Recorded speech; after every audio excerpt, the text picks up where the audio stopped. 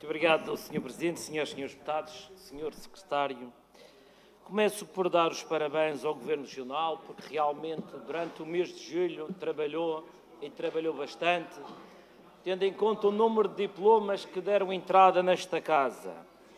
Finalmente, e como diz o povo, o Governo trabalha, até parece que há eleições este ano. Ou diria de outra forma,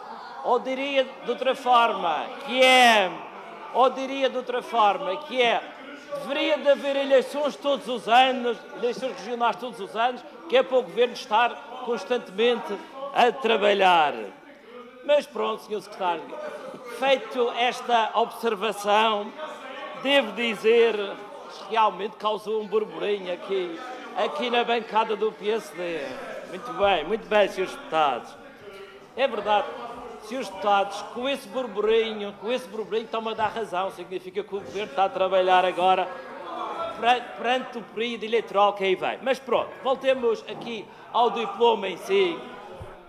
Este diploma, com o qual nós concordamos, devo dizer já,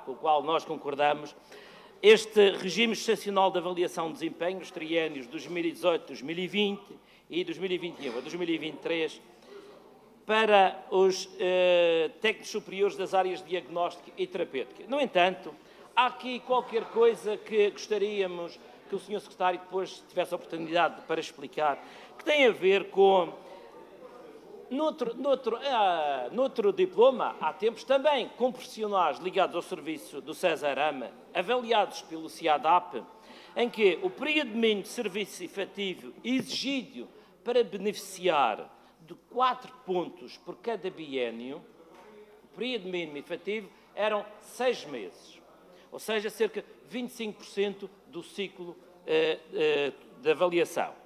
Neste caso, nestes profissionais, esse mesmo tempo de serviço efetivo necessário para poder beneficiar dos 5,5 pontos para a avaliação é um tempo de 2/3 do ciclo de avaliação, ciclo avaliativo. Ou seja, porque que corresponde a cerca de 67%? Porque que numa situação basta 25% do tempo efetivo e na outra situação são necessários 67% desse mesmo tempo. Portanto, há aqui uma discrepância que os próprios profissionais gostariam que se explicasse. Portanto, e que o Sr. Secretário procedesse a essa explicação. Porque, tal como aqui também já foi dito há pouco, Sra. Deputada do PS, na generalidade, nas carreiras gerais, o mínimo, portanto, o tempo de serviço para efeitos de avaliação, o tempo mínimo de desempenho é de cerca de 50% do ciclo de avaliação, o que significa que para uns é 25%, para outros é 67%, sendo o normal à volta dos 50% desse tempo de efetivo de funções. Mas, na generalidade, como eu já disse, o Juntos pelo Povo acompanhará este diploma e esta proposta do Governo. Muito obrigado. Muito obrigado, Sr. Presidente, Senhoras e Senhores Deputados, Sr. Secretário, Sra. Deputada Robina Leal. Vossa Excelência há pouco referiu que a bancada deste lado não fazia qualquer elogio ao Governo e às apostas do Governo, mas isso compete à bancada do PSD, bajular e ser subserviente às decisões políticas do Governo, mas no bom sentido, sem querer ofender. Mas, relativamente à sua intervenção, devo colocar uma questão que tem a ver com... A senhora deputada falou que o Governo tem reforçado os recursos humanos, tem uma aposta extremamente de vários milhões de euros nos recursos humanos. E então eu pergunto-lhe, como é que o Governo tem recursos humanos, o Governo tem equipamentos muito bons na área do raio-x, da ressonância, etc, etc, etc. E depois, como é que se compreende que existam pessoas para fazer uma ressonância, para fazer uma colonoscopia, para fazer um exame de diagnóstico, estão há 5, 6, 7 anos em lista de espera, e mais, Sra. Deputada, e vão ao médico de família, e um médico de família diz assim, olha, se quer resolver o seu problema, se quer fazer o exame, faça no privado, porque para fazer no público vai levar ainda mais 2, 3 anos. E mais, situações de pessoas em que o médico de família diz eu não compreendo porque referenciei como sendo urgente. E já se passaram 3 anos e continuam em lista de espera para fazer uma colonoscopia. Pessoas idosas. E pergunto, como é que isto é possível? Se temos os equipamentos, temos recursos humanos, temos tudo, porquê é que não se fazem? Porquê é que existe esta lista de espera para exames de diagnóstico e terapêutica? Muito obrigado. Muito obrigado, Sr. Presidente, Srs. Deputados, Sr. Secretário. Discute-se um decreto legislativo regional que cria a carreira especial de técnico auxiliar de saúde do Cesarame. Mais um diploma que entrou a correr para que desse tempo a ser trabalhado e ser aprovado antes do dia 24 de setembro. Isto porque, no fundo, nós já aqui o disse e volto a repetir, isto porque é prova provada, desculpem a redundância, de que o Governo Regional trabalha em função de um ato eleitoral e não em função do bem-estar da população dos madeirenses e porto-santenses. Mas, relativamente ao diploma, devo dizer que o JPP, mais uma vez, acompanha este diploma, mas tem algumas questões que eu até gostava que o Sr. Secretário depois se pronunciasse. Diz respeito, por exemplo, à questão de os assistentes operacionais que vão transitar para esta nova carreira de técnico auxiliar de saúde têm que ter pelo menos 3 anos de funções. Ora, nós já ouvimos aqui dizer que o Governo Regional tem contratado assistentes operacionais para o Cesarame, que recentemente, até durante a pandemia, depois da pandemia, houve contratação, supostamente houve entrada no Cesarame de assistentes operacionais. Esses assistentes operacionais, que eu gostava de saber quantos é que são, se o Sr. Secretário tem dados sobre o número de assistentes operacionais que foram contratados nos últimos 3 anos, e aqueles que não reúnem os requisitos para poderem entrar nesta nova carreira. Isto é uma questão, portanto, que eu gostava que fosse esclarecida, porque se existem e se diz que foram contratados, que entraram no Cesarame assistentes operacionais, gostávamos de saber quantos é que são. Depois, esta outra questão diz respeito à valorização destes profissionais. Isto não basta criar uma carreira, é também lhes dar condições de trabalho para que possam exercer bem as suas funções. Porque nós sabemos, e penso que o Sr. Secretário também tem conhecimento, de que existe falta de equipamentos, falta de materiais. Ora, como é que se admite, por exemplo, que alguns doentes estejam nos marmoleiros e que depois, para substituir o lençol, reparem, um lençol, pede-se ao auxiliar, pede-se ao assistente operacional e a resposta é que, neste momento, nós não temos lençóis disponíveis. E então trazem um para tentar improvisar roto, todo já degradado, porque é aquele que têm disponível. Isto é inadmissível, mas acontece.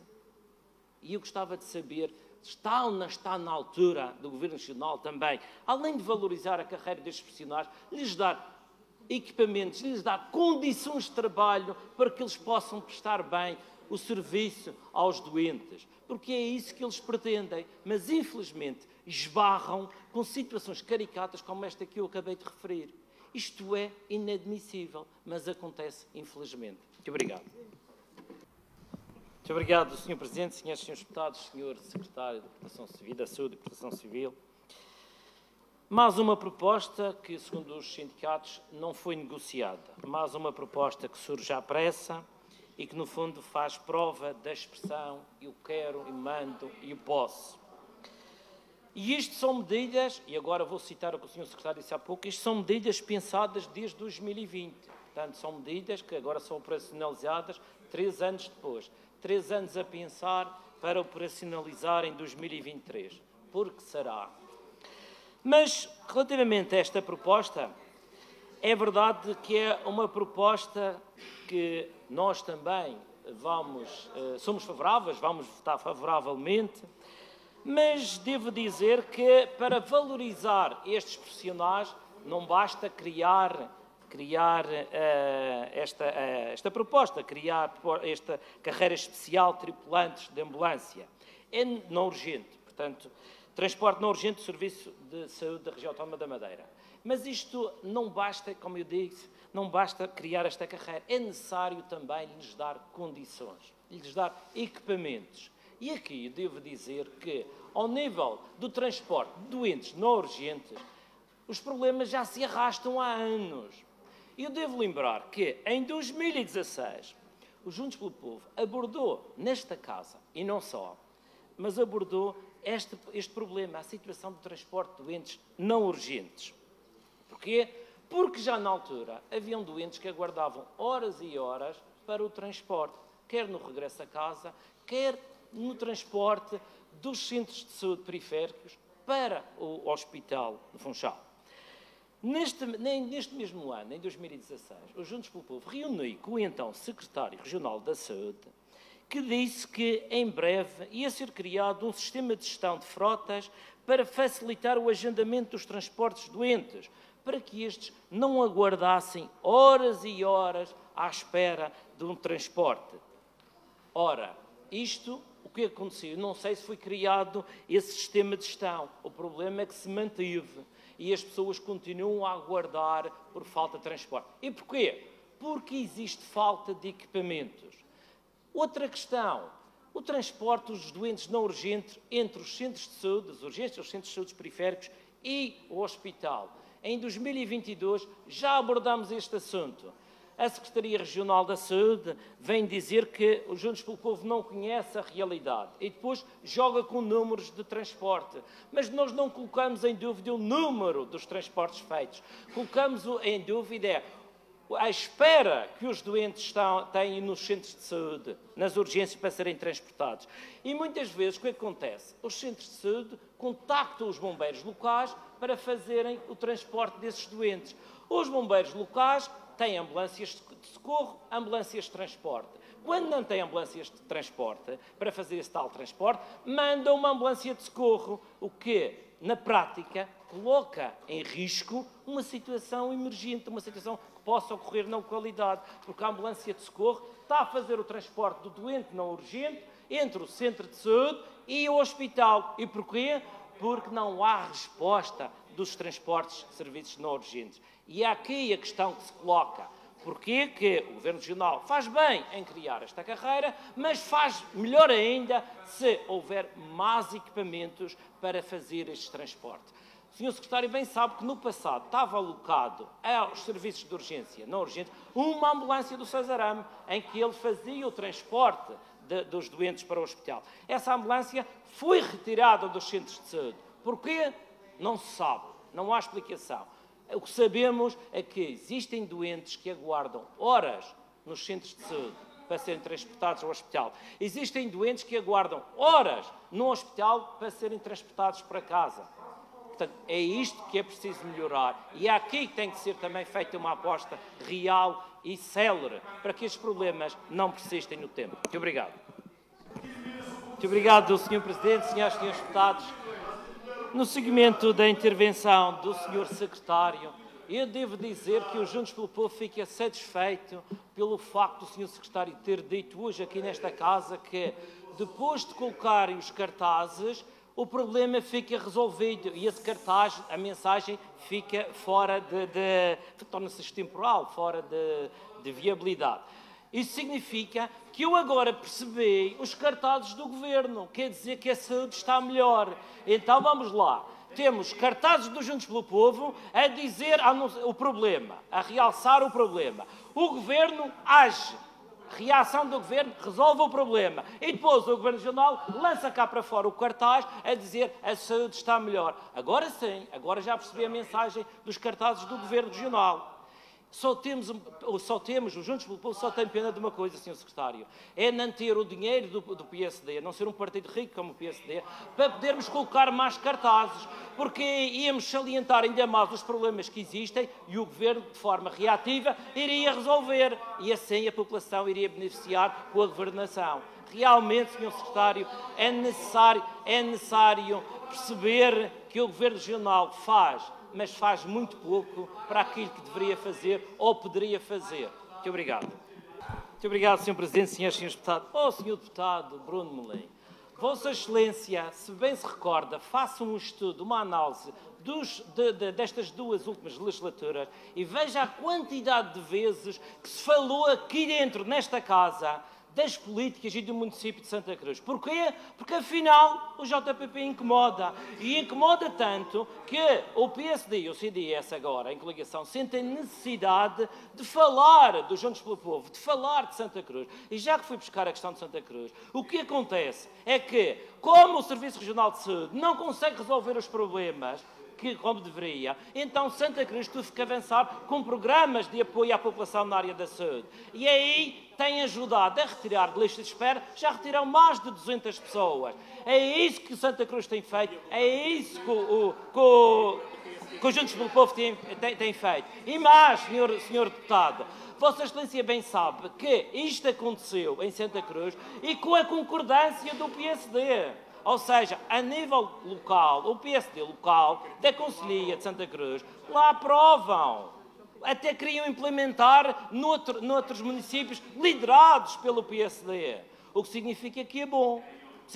Portanto, senhor deputado, tenha algum cuidado. Escutou o seu tempo, Sr. Deputado. Tenha algum cuidado e veja que, afinal, os Juntos pelo Povo incomoda o PSD, incomoda o Governo Regional. Tanto assim é, por isso é que falam tanto do JPP. Muito obrigado. Muito obrigado, Sr. Deputado Paulo Alves.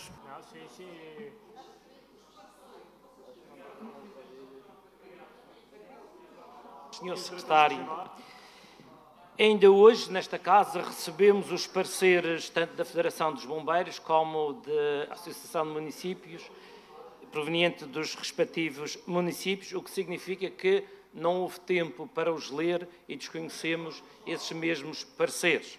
Portanto, algo a corrigir. No entanto, acho que se o Governo Regional tivesse enviado para esta casa o diploma mais cedo, não estaríamos aqui a correr e a tentar aprovar diplomas à pressa.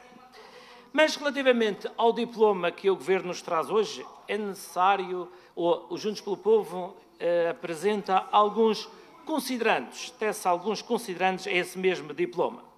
Pois, achamos que considerar que está a centralizar a coordenação institucional no nível regional desvirtua o princípio da subsidiariedade previsto na Lei de Bases de Proteção Civil.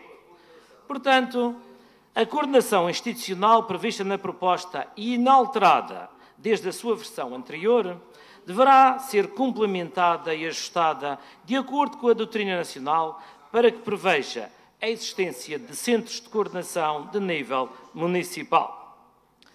Consideramos também que as atribuições e competências do Centro de Coordenação Operacional Regional, previsto nos termos do número 2 do artigo 19, deverá ser ajustado à imagem das atribuições previstas na doutrina nacional. Quanto à composição do Centro de Coordenação Regional, importa mencionar que os bombeiros portugueses prestam serviço à população no âmbito da emergência e socorro, no combate a incêndios e em todas as situações de acidentes graves, catástrofes ou calamidades, estando presentes em mais de 98% das ocorrências. O que significa, coloca-se agora uma questão, Sr. Secretário.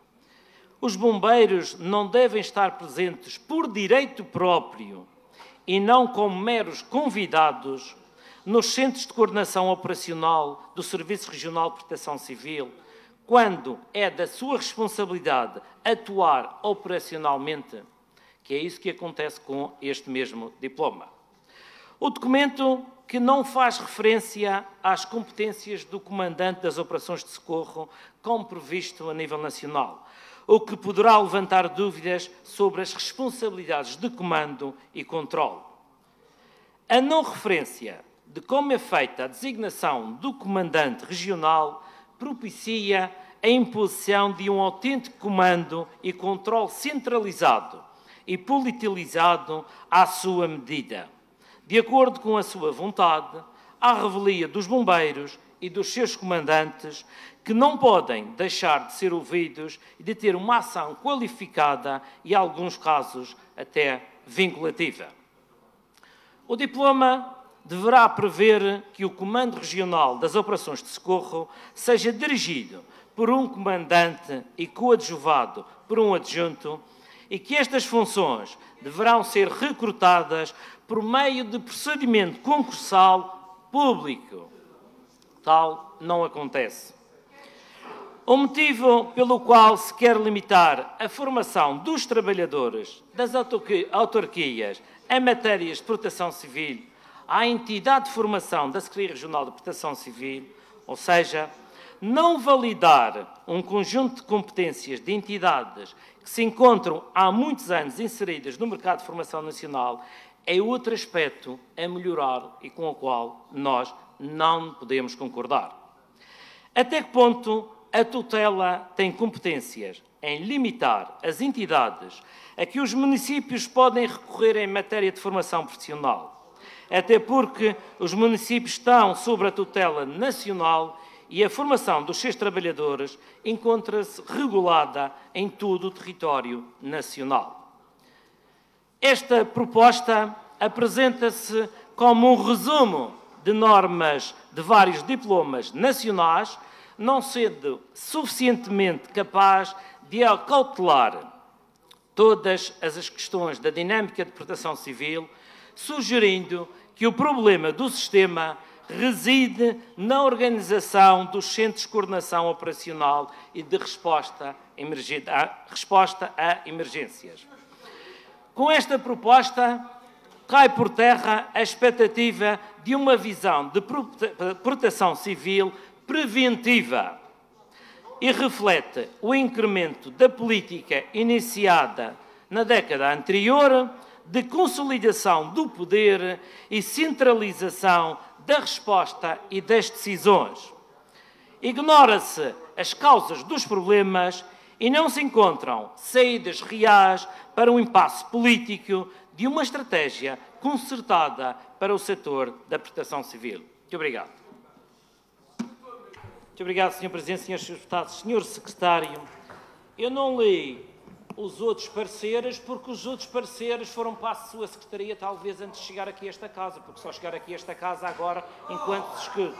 Por isso, mas devo dizer que eu já li o parecer da Federação dos Bombeiros, que chama a atenção para um dado curioso, que é a retirada do Inspetor Regional de Bombeiros, bem como a retirada do Coordenador do Serviço Regional de Emergência Médica da composição da Comissão Regional de Coordenação Operacional, parece-nos incorreta. Aquilo que está a ser revogado neste diploma é incorreta, não está correta. Está a tirar a coordenação, ou aqueles que estão diretamente ligados aos bombeiros, está a ser retirada da coordenação operacional. O Sr. Secretário bem sabe disso. Eles dizem também que é fundamental fazer alguns aditamentos. E agora coloco a questão, se o Sr. Secretário concorda que sejam criadas as unidades locais, tal como eles propõem aqui, em que diz que as Comissões Municipais de Proteção Civil podem determinar a existência de unidades locais de proteção civil, cuja área, cujo território corresponde à área das freguesias, que já existe a nível nacional. E agora levanta a questão, o Sr. Secretário concorda com esta proposta da criação das unidades locais? Muito obrigado.